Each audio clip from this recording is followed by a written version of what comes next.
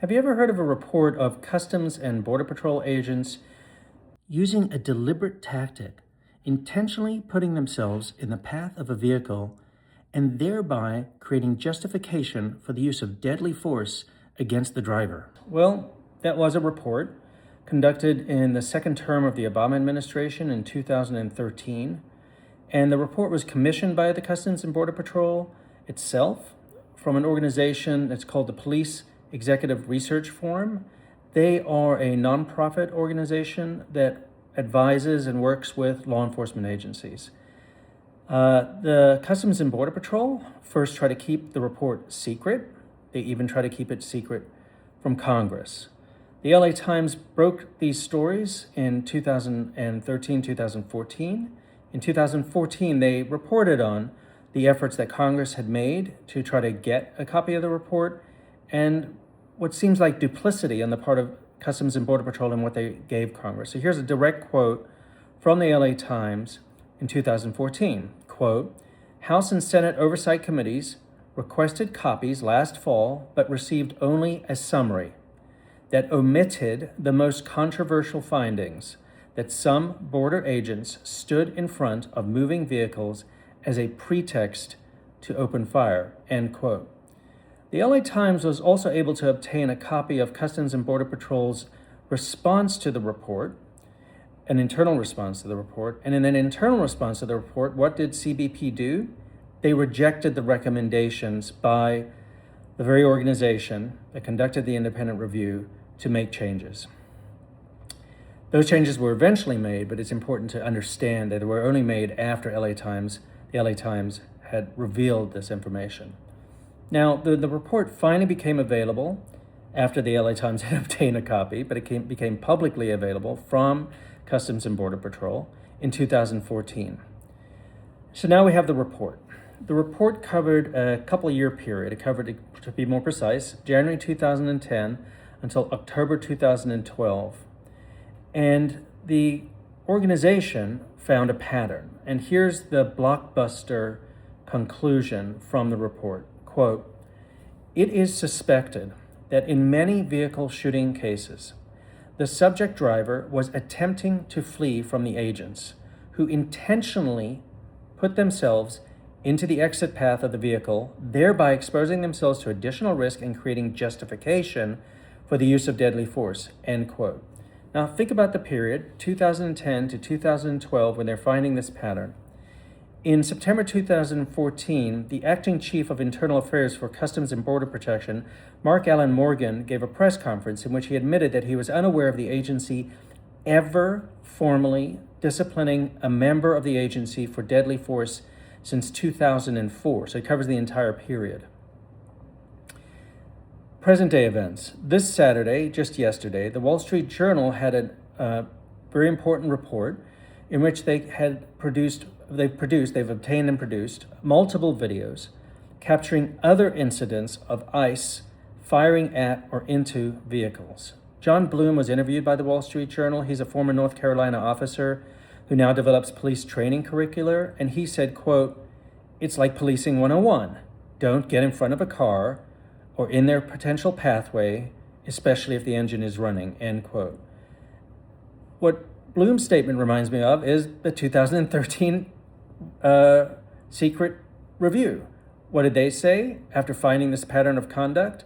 Their recommendation, quote, agents should be trained to get out of the way of oncoming vehicles as opposed to intentionally assuming a position in the path of such vehicles, end quote. So CBP did adopt a policy change after that 2013 report came out, after the LA Times had reported on it.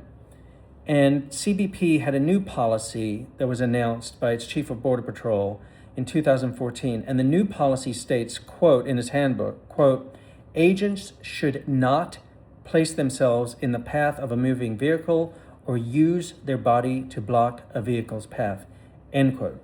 You see, you get that? It's a rule that would prevent that kind of abuse of agents doing it deliberately in order to use it as a pretext or justification for use of deadly force. That policy from 2014 and then has continued for CBP.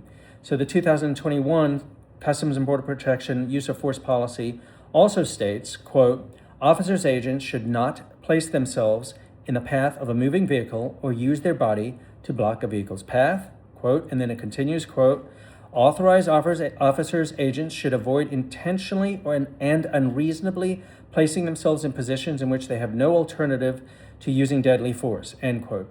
DHS, the Department of Homeland Security, has similar language in 2023, so that also covers ICE. In the Wall Street Journal report, they also interviewed Jeffrey Elpert. Elpert is a University of South Carolina professor who's trained state and local officers at the Federal Law Enforcement Training Centers, which is a training operation run by DHS.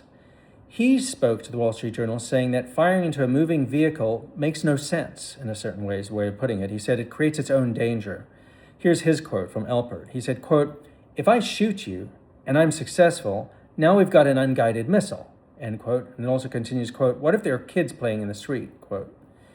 Well, that again resonates with the 2013 review that Customs and Border Patrol had commissioned.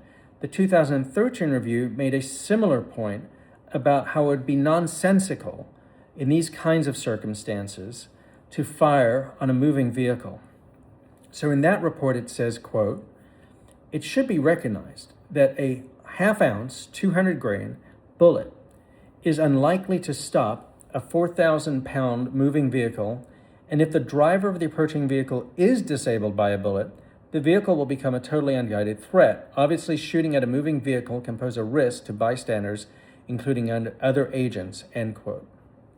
So let me end with a couple additional points. In 2014, Chris Rickard, who then was policy counsel at the ACLU, was interviewed about the policy changes, the update to the handbook of Customs and Border Patrol, etc., that I read out to you. And his point was, back in 2014, that the agency must also reform its reporting procedures and outfit its officers with cameras. The quote from him in 2014 is chilling given what we're seeing today. He said, quote, without an objective account of what happened in a use of force incident, nothing on paper will matter, end quote. The Wall Street Journal, in its report on Saturday, which documents with video other incidents in which ICE has shot at or into vehicles, also identified something that sounds like violations of the policies that I've read to you. So in the report it says, quote, in at least 3 of the shootings, officers pursued a vehicle on foot. Footage also shows officers moving into the potential path of the vehicle or clinging onto it while it moved, end quote. So at the end of the day, I think the most important thing is just to bring to your attention the 2013 report and the pattern of misconduct that it appeared to identify, for us to have greater context of the issues that we're discussing today coming out of the tragedy of Minneapolis.